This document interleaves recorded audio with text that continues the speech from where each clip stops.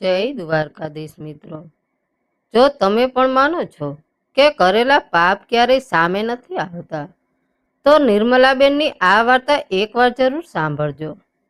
વિડીયોના અંતમાં ખુલાસો જાણીને તમારા પગ નીચેથી જમીન ખસી જશે. ચાલો આ ભયાનક ઘટનાના બરાબર 6 મહિના પહેલાના સમયમાં જઈએ. નિર્મળાબેનનો પરિવાર એટલે આખા ગામ માટે એક આદર્શ પરિવાર. તેમનો દીકરો રોહન શહેરમાં મોટા બિઝનેસ સંભાળતો હતો અને વહુ નેહા તો જાણે સાક્ષાત લક્ષ્મીનો અવતાર. નેહા અને નિર્મળાબેનનો સંબંધ કોઈ સાસુ વહુ જેવો નહીં, પણ એક સગી મા દીકરી જેવો હતો.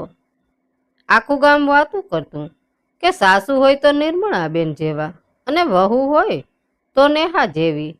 નિર્મળાબેન ક્યારેય નેહાને ઘરનું કોઈ ભારે કામ કરવા ન દેતા. સવા પડે ને બંને સાથે બેસીને ચા પીતા, હસતા અને ઘરની વાતો કરતા. બધું જ એકદમ સુંદર અને કોઈ મીઠા સપના જેવું લાગતું હતું. નેહાને પોતાના પિયરની ક્યારેય યાદ નહોતી આવતી, કારણ કે નિર્મળાબેન તેને ફૂલની જેમ સાચવતા હતા. પણ કહેવાય છે ને કે જ્યારે બધું જ વધારે પડતું સારું લાગવા માંડે ત્યારે કંઈક ને કંઈક કોઈ તોફાન આવીને તૈયારી હોય છે. નેહાને પણ ધીમે ધીમે ઘરમાં કંઈક અજીબ થતું હોય એવું અહેસાસ થવા લાગ્યો હતો. વાત એમ હતી કે દરરોજ રાત્રે જ્યારે આખું ઘર ઘસઘસાટમાં સૂઈ જતું, ત્યારે બરાબર 12 વાગ્યે નિર્મળાબેનનો રૂમનો દરવાજો એકદમ ધીમેથી ખુલતો. આ વાતની ખબર નેહાને એક રાત્રે પડી જ્યારે તે રસોડામાં પાણી પીવા માટે ઉઠી હતી. તેણે અંધારામાં જોયું કે નિર્મળાબેનના હાથમાં એક નાની બેટરી અને એક જૂની કાળા કલરની થેલી લઈને ઘરના પાછળના વાડા તરફ જઈ રહ્યા હતા. નેહાને પહેલા તો લાગ્યું કે કદાચ કોઈ કામ હશે, પણ જ્યારે એ સિલસિલો રોજ રાત્રે ચાલવા લાગ્યો ત્યારે નેહાના મનમાં શંકાના બીજ રોપાયા. મમ્મીજી રાત્રે આટલા વાગ્યે કયા જતા હશે, અને એ પણ છુપાઈને? આ સવાલ નેહાના મનમાં વારંવાર ઘુમરાયા કરતો.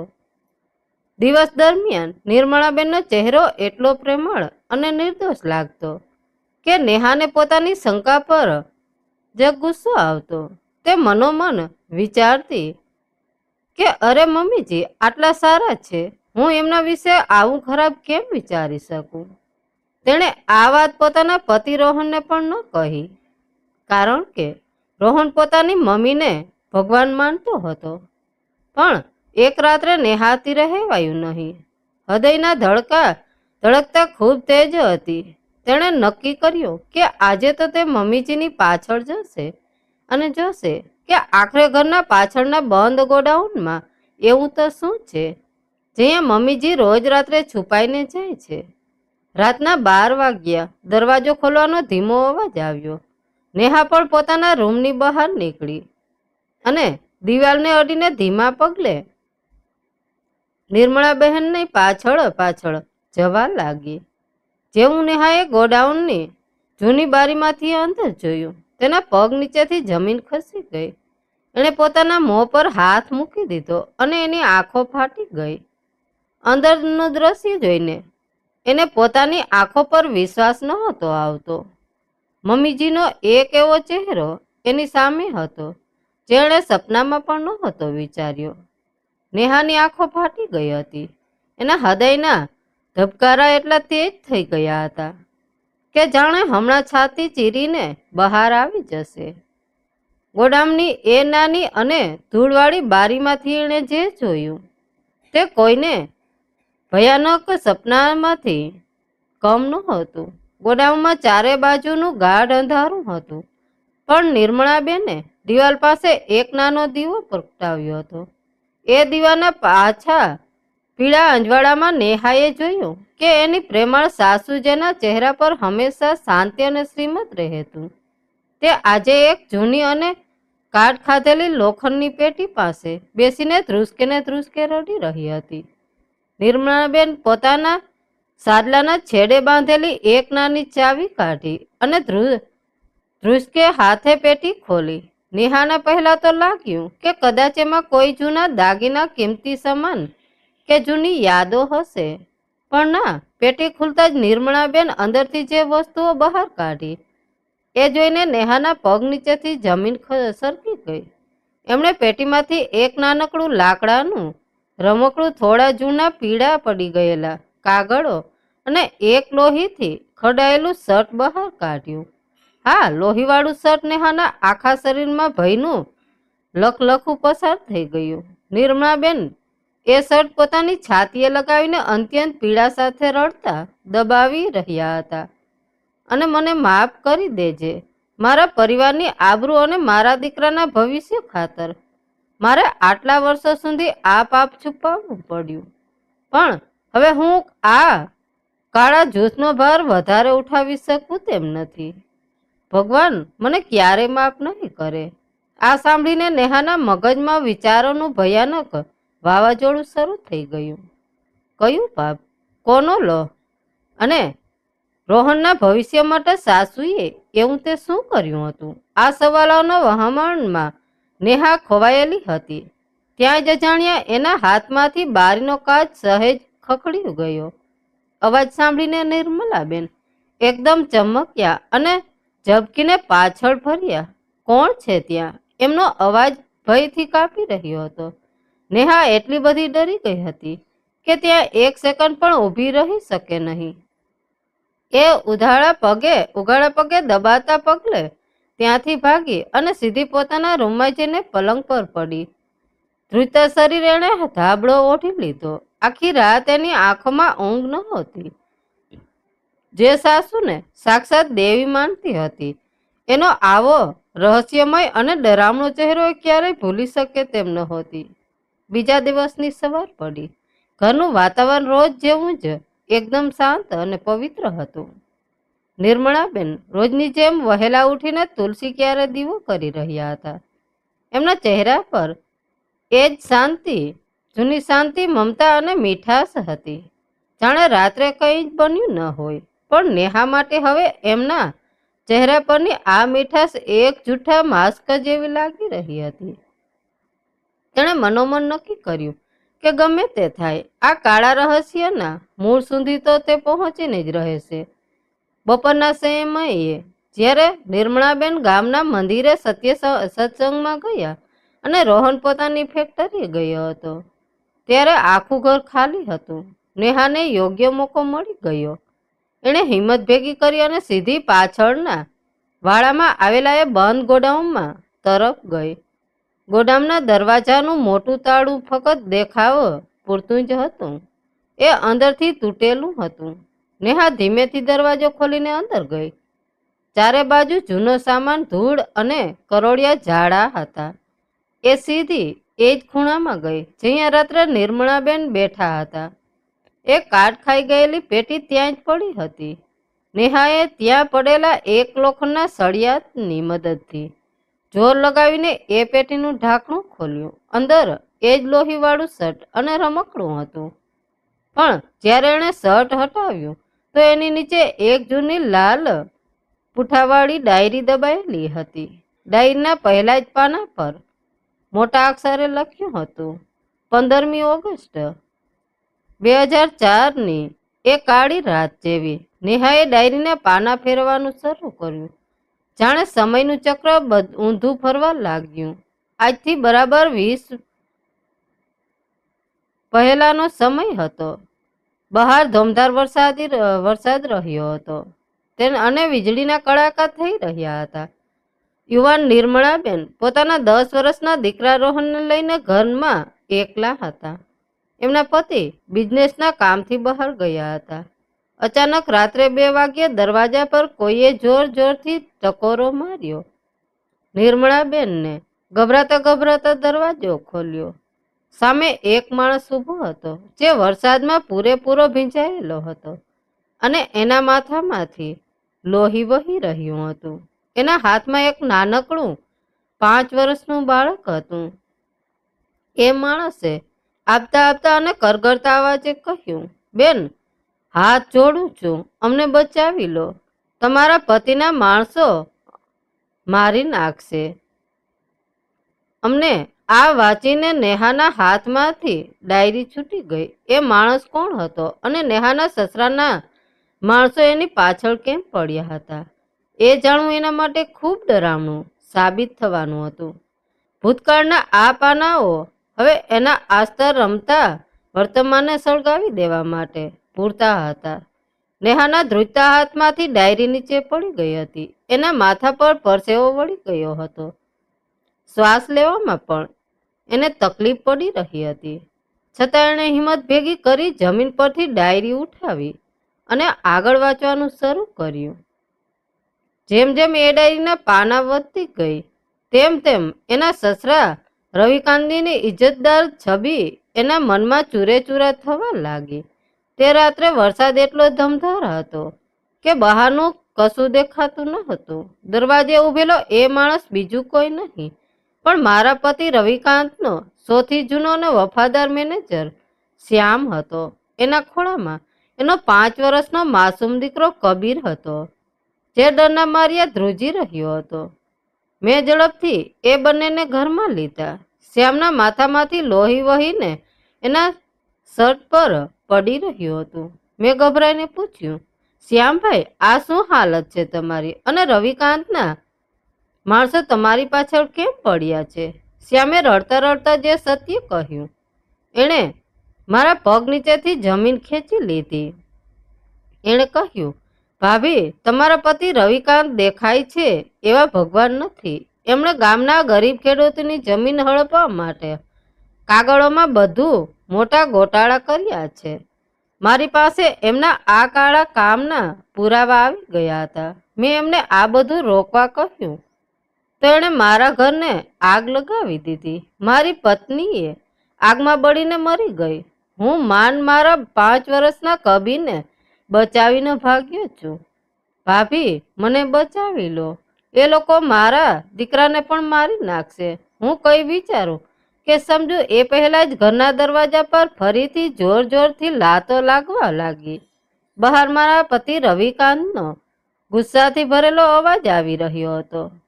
મેં સમય બગાડ્યા વગર શ્યામ અને કબીરને ઘરના પાછળના ગોડાઉનમાં છુપાવી દીધા અને દરવાજો ખોલ્યો.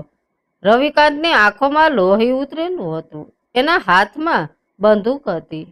એણે આખા ઘરમાં શ્યામને શોધ્યો અને છેવટે એ ગોડાઉન સુધી પહોંચી ગયો. મેં રવિકાંતના પગ પકડી લીધા.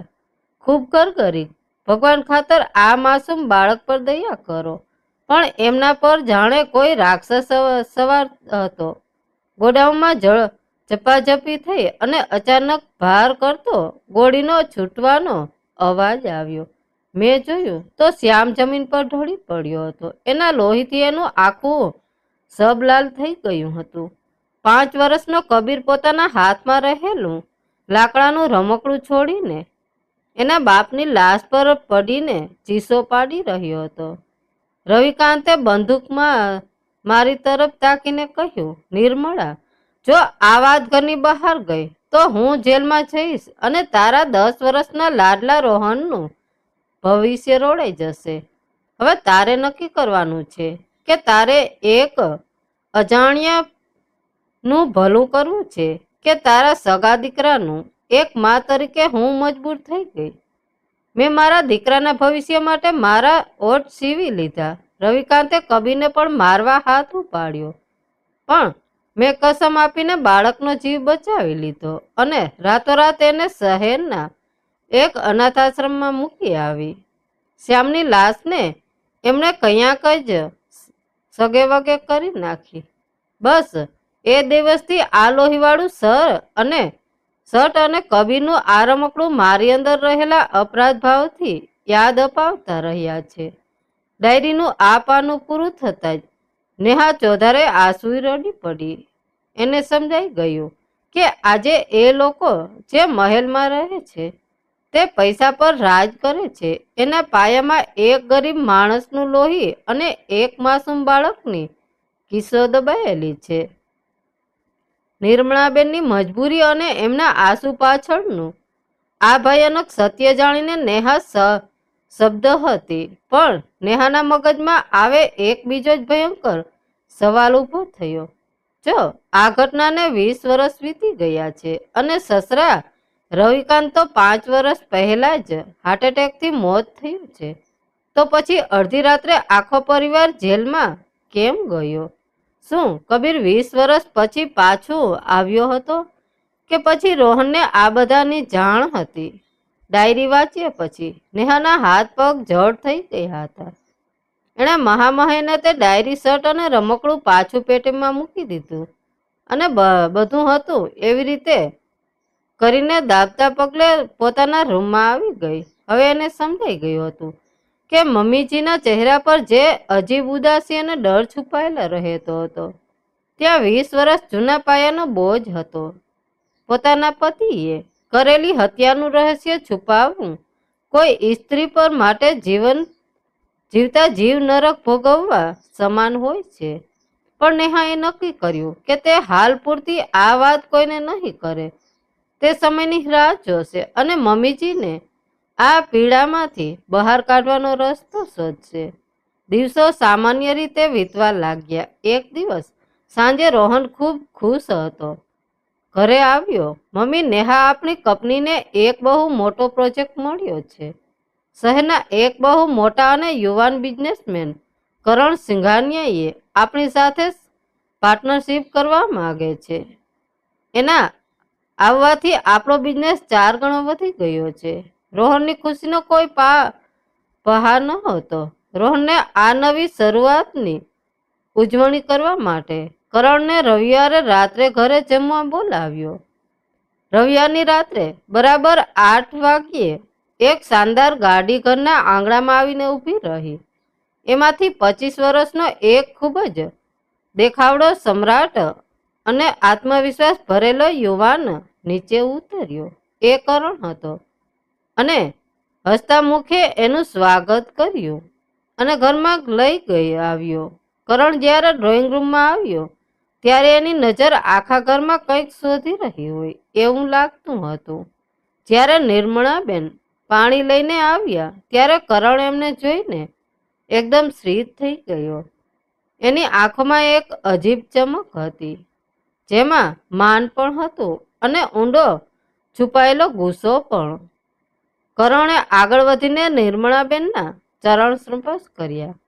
નિર્મળાબેનને એના સર્જથી એક અજીબ ધ્રુજારીનો અહેસાસ થયો, જાણે કોઈ પોતાનું વર્ષો પછી મળ્યું હોય એવી અનુભૂતિ એમને થઈ. જતા સમયે વાતો ચાલી રહી હતી ત્યારે અચાનક હતો, કારણ કે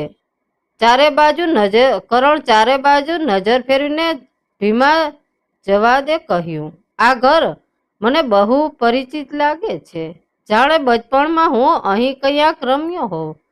આ સાંભળીને નિર્મળાબેનના હાથમાંથી પાણીનો ગ્લાસ છટકીને નીચે પડી ગયો. કાટ તૂટવાનો અવાજ આખા ઘરમાં ગુંજી ઉઠ્યો.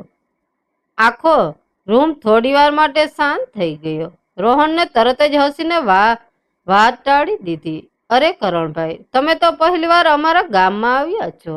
આ તો કદાચ કોઈ જૂનીને યાદો હશે. પણ નેહાની નજર સતત કરણના ચહેરા પર પડી હતી. ત્યારે કરણની વાતો અને વર્તમાન કંઈક ગરબડ લાગી રહી હતી. જમીને જ્યારે કરણ હાથ ધોવા માટે પાછળના ચોકમાં ગયો ત્યારે એની નજર સીધી પહેલા જૂના બાંધ ગોડાઉન પર પડી. એ ત્યાં જ ઊભો રહી ગયો. એની આંખો લાલ થઈ ગઈ હતી અને મુઠ્ઠીઓ વાળી ગઈ હતી. નેહા અંધારામાં પાછળ જ ઊભી હતી. એણે કરણને ધીમા પણ ભારે અવાજે બબડતો સાંભળ્યો, બાપુજી, મેં તમને વચન આપ્યું હતું ને, જુઓ હું પાછો આવી ગયો છું. આ સાંભળતા જ નેહાના પગ તળિયેથી જમીન સરકી ગઈ. એના મગજમાં ડાયરીના શબ્દો વીજળીની જેમ ચમક્યા. શ્યામનો 5 વર્ષનો દીકરો કબીર, શું આ કરણ જ કબીર છે? નેહાને આખા શરીરે પરસેવો છૂટી ગયો. 20 વર્ષ પછી એ માસૂમ બાળક હવે એક તાકાતવર, ધનવાન અને ગુસ્સાથી ભરેલો યુવાન બનીને પાછો ફર્યો હતો અને એ પણ એના જ પતિ રોહનનો પાર્ટનર બની ગયો. બીજા દિવસે નેહાએ કોઈને કહ્યા વગર કરણ વિશે તપાસ કરવાનું શરૂ કર્યું. એણે બહાનું કાઢીને રોહનની ઓફિસની ફાઇલોમાંથી કરણના ભૂતકાળની માહિતી કાઢી અને જ્યારે એણે જોયું કે કરણ જે આશ્રમમાં મોટો થયો હતો એ જ અનાથ આશ્રમના નામ નિર્મળાબેનની ડાયરીમાં લખેલું હતું, ત્યારે એનો શક 100% ખાતરી બદલાઈ ગયો. નેહા સમજી ગઈ હતી કે કબીર કોઈ સામાન્ય બિઝનેસમેન નથી. તેણે બહુ જ ચાલાકીથી પોતાની ઓળખ છુપાવી હતી અને રોહનને પોતાના પૂરા વિશ્વાસમાં લીધો હતો. રોહન તો કબીરને પોતાનો સારો મિત્ર અને ભગવાનનો મોકલેલો ફરિશ્તો માનવા લાગ્યો હતો, કારણ કે કબીરના આવવાથી કંપનીનો નફો આસમાને પહોંચી ગયો હતો. પણ રોહન કયો જાણતો હતો કે આ નફાની ઝડપ પાછળ એક બહુ મોટી બરબાદીનું ખાઈ ખોદાઈ રહી છે. કબીર પોતાના પિતાના મોતનો અને પોતાની છીનવાઈ ગયેલી જિંદગીનો બદલો લેવા આવ્યો હતો. રવિકાંત તો હવે જીવતો ન હતો, તેથી હવે કબીરનો શિકાર રોહન અને આખો પરિવાર હતો. ગોડાઉનમાં છુપાયેલું એ લોહીવાળું રહસ્ય હવે આખા ઘરને ભરખી જવા માટે તૈયાર હતું. નેહાને હવે રાતોની ઊંઘ હરામ થઈ ગઈ હતી. કરણના મનમાં શું ચાલી રહ્યું છે તે જાણવું મુશ્કેલ હતું. તેણે વિચાર્યું કે મારે તરત જ રોહનને આ વાત જણાવવી જોઈએ. રાત્રે જ્યારે રોહન ઘરે આવ્યો ત્યારે નેહાએ તેને એકલો જોઈને સમજવાની કોશિશ કરી. રોહન, આ કરણ સિંઘાનિયા પર આંધળો વિશ્વાસ ન કરો. મને તેના ઈરાદા સારા નથી લાગતા. એ આંકડો કોઈ સગો નથી, નેહાએ રડતા રડતા કહ્યું. પણ રોહન તો નફાની ચમકમાં આંધળો થઈ ગયો હતો. તેણે હસીને નેહાની વાત ઉડાવી દીધી. અરે નેહા, તું પણ શું ગાંડી વાતો કરે છે? કરણ તો આ આપણો તારણહાર છે. એના કારણે આપણો બિઝનેસ રાતોરાત બમણો થઈ ગયો છે. તું ઘર સંભાળ. આ ઓફિસની વાતો તને નહીં સમજાય. રોહનની આ વાત સાંભળીને નેહા નિરાશ થઈ ગઈ. તેને સમજાઈ ગયું કે રોહનને કબીરની જાળમાંથી બહાર કાઢવો હવે અશક્ય છે. કબીર બહુ ચાલાકીથી રોહન પાસે એવી ફાઇલો પર સહી કરાવી રહ્યો હતો. તે ગેરકાયદેસરનું હતી. તે ફેક્ટરીના નામે ખોટી દવાઓ અને ગેરકાયદેસર માલની હેરાફેરીનું ષડયંત્ર રચી રહ્યો હતો અને બધા જ કાગળો પર માલિક તરીકે માત્ર ને માત્ર રોહનની સહીઓ હતી. કબીરનો પ્લાન સાફ હતો. રવિકાંતે મારા બાપને માર્યો હતો. હું એના દીકરાને આખી જિંદગી જેલમાં સરખોશ રાખીશ. સમય ઝડપથી પસાર થઈ રહ્યો હતો. નેહાને લાગ્યું કે હવે એક જ રસ્તો બચ્યો છે. તેણે સીધા નિર્મલાબેન પાસે જવાનું નક્કી કર્યું. એક બપોરે જ્યારે ઘરમાં કોઈ નહોતું, નેહા પહેલી લાલ ડાયરી લઈને નિર્મળાબેનના રૂમમાં ગઈ. મમ્મીજી, નેહાનો અવાજ કાપી રહ્યો હતો. તેણે ડાયરી નિર્મલાબેનના હાથમાં મૂકી દીધી. પોતાની એક ખાનગી ડાયરી નેહાના હાથમાં જોતા નિર્મળાબેન ઓસડી ગયા. નેહાએ રડતા અવાજે કહ્યું, મને બધી જ ખબર પડી ગઈ છે મમ્મીજી. 20 વર્ષ પહેલાની એ કાળી રાત, શ્યામભાઈની હત્યા અને પહેલો માસૂમ કબીર. અને સૌથી મોટી વાત એ છે કે જે કરણને રોહન પોતાનો ભગવાન માને છે તે બીજું કોઈ નહીં, પણ એ જ કબીર છે. એ પોતાના પિતાના મોતનો બદલો લેવા આવ્યો છે અને એણે રોહનને બરબાદ કરવાની પૂરી જાળ બિછાવી દીધી છે. આ સાંભળીને નિર્મળાબેન ફફડી ઉઠ્યા. એમના પગ જમીન પરથી જાણે ઉખડી ગયા. એ જમીન પર બેસી પડ્યા અને પોક મૂકીને રડવા લાગ્યા. એ ભગવાન, મારા પાપની સજા તું મારા નિર્દોષ દીકરાને ન આપ. મેં તો રોહનને બચાવવા જ આટલા વર્ષો સુધી આ રાજ છુપાવ્યું હતું અને આજે એ જ રાજ મારા દીકરાનો જીવ લેવા બેઠું છે. નિર્મળાબેનને નેહાના હાથ પકડી લીધા. બેટા, મારા રોહનને બચાવી લે. એનો કોઈ જ વાંક નથી. વાંક મારા પતિનો હતો અને મારી કાયરતાનો હતો. નેહાએ સાસુને ગળે લગાવીને હિંમત આપી, પણ બંને જાણતા હતા કે હવે ઘણું મોડું થઈ ગયું છે. કબીરે પોતાની ચાલ ચાલી દીધી હતી. એ જ રાત્રે કબીરનો બદલો પૂરો થવાનો હતો. કબીરે ચાલાકીથી પોતાની ફેક્ટરીનો બધો જ ગેરકાયદેસર સામાન રોહનના એ જૂના ગોડાઉનમાં શિફ્ટ કરાવી દીધો હતો અને સાથે જ શ્યામના મોત સાથે જોડાયેલા પુરાવા પણ એવી રીતે ગોઠવ્યા હતા કે ગુનેગાર તરીકે રોહન અને તેનો પરિવાર સાબિત થાય. બરાબર રાતના 2 વાગ્યા અને અચાનક પોલીસની સાયરનનો અવાજથી આખું ગામ જાગી ગયું. એ ભયાનક રાત આવી ગઈ હતી. પોલીસની ગાડીઓ બંગલાની બહાર ઊઠી હતી. ઇન્સ્પેક્ટરે દરવાજો તોડીને અંદર પ્રવેશ કર્યો. કરણ પોલીસની સાથે જ ઊભો હતો. એની આંખોમાં બદલો પૂરો કર્યાની અને જીતની ચમક હતી. રોહન અને ઘરના બીજા સભ્યોને કંઈ જ સમજાતું નહોતું. પોલીસે ગોડાઉનમાં તપાસ કરી અને ગેરકાયદેસર માલ તેમજ જૂના પુરાવા અને લોહીવાળું શર્ટ જપ્ત કર્યું. પોલીસે રોહન, નેહા અને ઘરના બધા જ લોકોને કચડીમાં પહેરવા દીધી. રોહન ચોધાર આંસુએ રડતો હતો અને કરણ સામે જોઈને પૂછતો હતો, દોસ્ત આ બધું શું છે? તે મારી સાથે આવો દગો કેમ કર્યો? કરણ બસ એક ક્રૂર શ્રીમત કરી રહ્યો હતો. પણ આ બધી અફરાતફરી વચ્ચે નિર્મળાબેનની આંખમાંથી એક પણ આંસુ નહોતું. એમના ચહેરા પર એક અજીબ ભેદી શાંતિ હતી. એમણે પોલીસ સામે આગળ આવીને બંને હાથ લંબાવ્યા. પોલીસના જવાનો જ્યારે રોહનને હાથકડી પહેરાવી રહ્યા હતા ત્યારે આખું ઘર ડરથી ધ્રુજી રહ્યું હતું. રોહન અને નેહાની આંખોમાંથી આંસુ રોકાતા નહોતા. પણ નિર્મળાબેનનો ચહેરો એકદમ શાંત હતો. ઇન્સ્પેક્ટરે જ્યારે રોહનને ખેંચીને બહાર લઈ જવાનો પ્રયાસ કર્યો ત્યારે નિર્મળાબેન આગળ આવ્યા અને એકદમ મક્કમ અવાજે બોલ્યા, ઇન્સ્પેક્ટર સાહેબ, મારા દીકરા રોહનને છોડી દો. આ બધા જ કાળા કામ અને ગુના પાછળ મારો હાથ છે. મેં જ આ બધું કર્યું છે. આ સાંભળીને આખું ઘર અને ખુદ કરણ પણ ચોંકી ગયો. નિર્મળાબેને પોતાના સાડલાના છેડે બાંધેલી એક નાની પેનડ્રાઈવ અને પહેલી લાલ પૂંઠાવાળી ડાયરી ઇન્સ્પેક્ટરના હાથમાં આપી.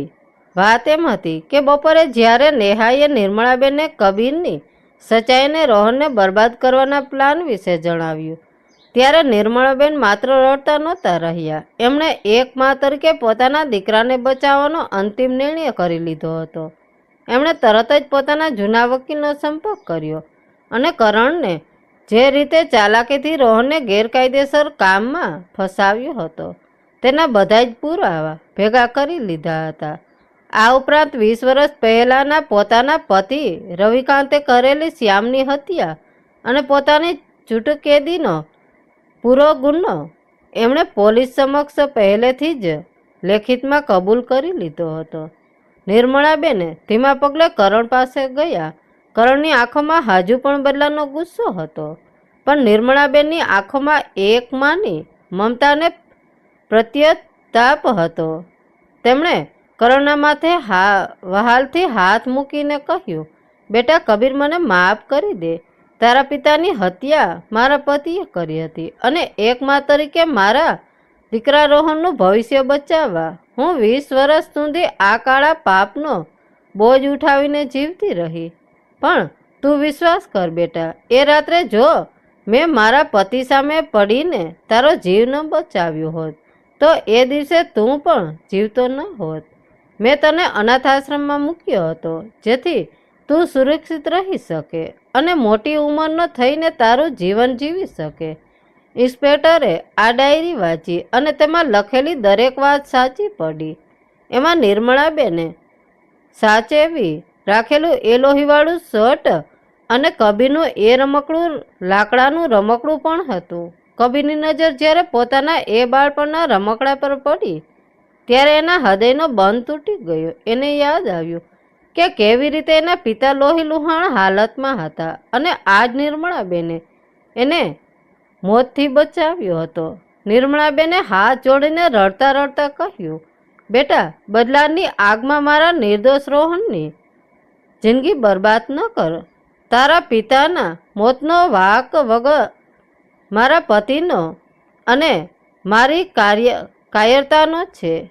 મારા પતિ તો હવે દુનિયામાં રહ્યા નથી, પણ હું મારી સજા ભોગવવા તૈયાર છું. મારા રોહનને છોડી દે. આ સાંભળીને કબીરને અંદર રહેલો ગુસ્સાનો જ્વાળામુખી જાણે બરફની જેમ પીગળી ગયો.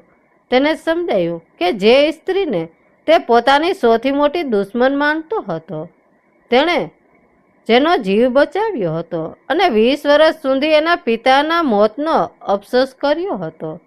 કબીર રડતો રડતો નિર્મળાબેનના પગમાં પડી ગયો અને બોલ્યો, મને માફ કરી દો માં. હું બદલાની આગમાં આંધળો થઈ ગયો હતો. હું એ ભૂલી ગયો કે તમે જે કાળી રાત્રે મારો જીવ બચાવ્યો હતો. કબીરે તરત જ પોલીસને કહ્યું કે રોહન નિર્દોષ છે અને આ બધી ગેરકાયદેસર વસ્તુઓ તેણે જ બદલો લેવા માટે ગોઠવી હતી. પોલીસે રોહન અને નેહાને છોડી દીધા. કબીર પર કાનૂની કાર્યવાહી થઈ અને તેને પોતાની ભૂલની સજા મળી.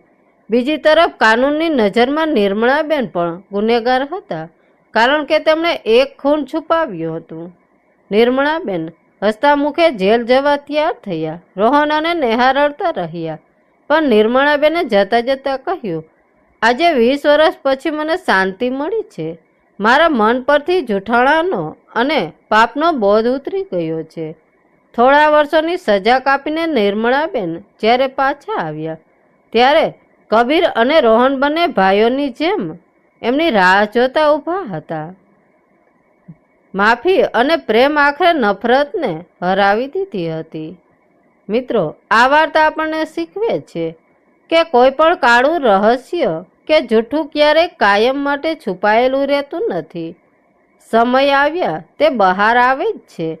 બદલાની ભાવના હંમેશા માણસને અંદરથી બાળી નાખે છે અને નિર્દોષનો ભોગ લે છે. પણ માફી અને પ્રક્ષેતા સાચી શાંતિ છે. એક મા પોતાના સંતાનની સુરક્ષા માટે દુનિયાની કોઈ પણ મોટી સજા હસતા મુખે સ્વીકારી શકે છે. પ્રેમ અને સત્યનો માર્ગ જ હંમેશા શ્રેષ્ઠ હોય છે. મિત્રો, તો વાર્તા કેવી લાગી? સારી લાગી હોય તો કોમેન્ટ કરીને જરૂર જણાવજો. ધન્યવાદ મિત્રો. રાધે રાધે. જય દ્વારકાધીશ.